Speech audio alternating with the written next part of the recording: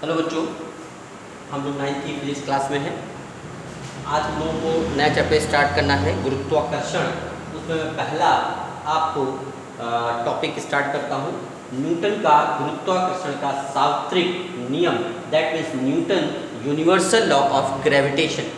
Newton ने कहा कि जितने भी यूनिवर्स में, इस ब्रह्मांड में जितनी भी चीज़ें हैं जिनके पास द्रव्यमान है, मास है, वो एक दूसरे को क्या कर रही हैं? आकर्षित कर रही हैं। वो एक दूसरे को क्या कर रही हैं? आकर्षित कर रही हैं, अट्रैक्ट कर रही हैं। दैट मीन्स जितनी भी चीज़ें हैं वो सभी एक दूसरे को अपनी तरफ खींच रही हैं, अट्रैक्ट कर रही हैं। तो इसी के ऊपर उन्होंने एक नियम दिया और उन्होंने कहा कि अगर दो पिंड हैं, अगर दो पिंड हैं आपके पास, ठीक है, एक का द्रव्यमान m1 और दूसरे का द्रव्यमान m2 हो और इनके बीच की दूरी, डिस्टेंस कितनी हो? r। If the two particles of the masses m1 and m2 are placed at the distance apart r distance पर रखे हुए हैं, तो उनके बीच में एक force of attraction, that means एक हमारे पास आकर्षण बल कार्य करेगा। क्या कार्य करेगा? आकर्षण बल कार्य करेगा। ठीक है, वो आकर्षण बल क्या होगा? Force of attraction. तो ध्यान से सुनिएगा, उन्होंने कहा कि यदि दो पिंड एक दूसरे से कुछ दूरी पर रखे हों, यदि दो पिंड एक दूसरे से कुछ दूरी पर रखे हों, तो उनके बीच में लगने वाला आकर्षण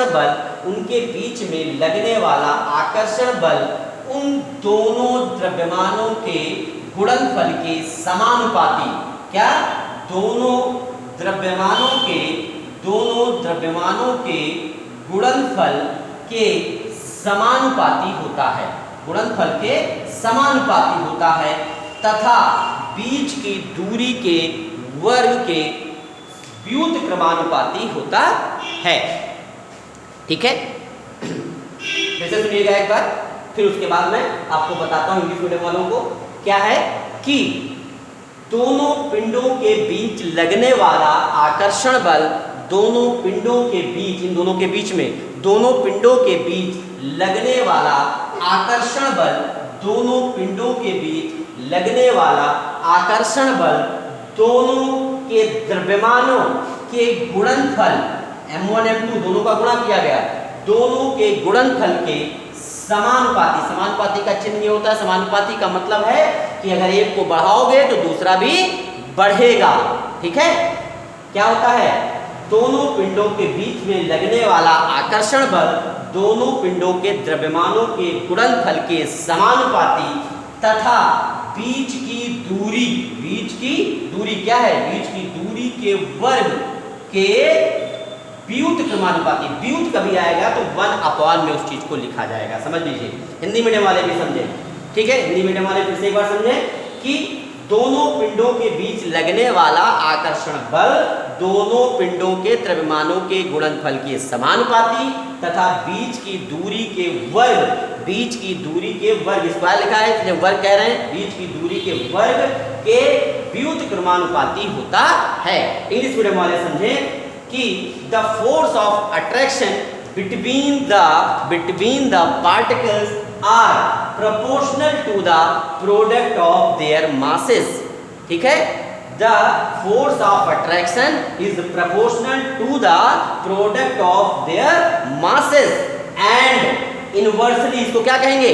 Inversely proportional to the square of distance between them। फिर से सुनिएगा, the force of attraction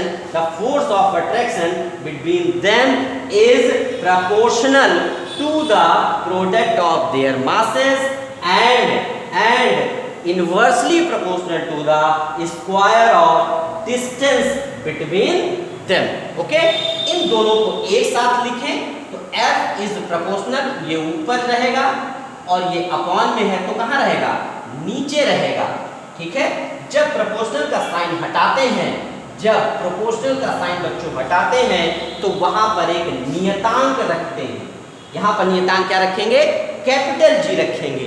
क्या रखेंगे हम लोग, कैपिटल जी रखेंगे। तो F is equal to G m1, बाकी सब वही रहेगा, m1 m2 upon r square.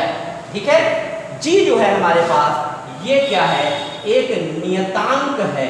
नियतांक का मतलब जिसकी वैल्यू फिक्स रहती है, इंग्लिश में बोलते हैं कांस्टेंट टर्म।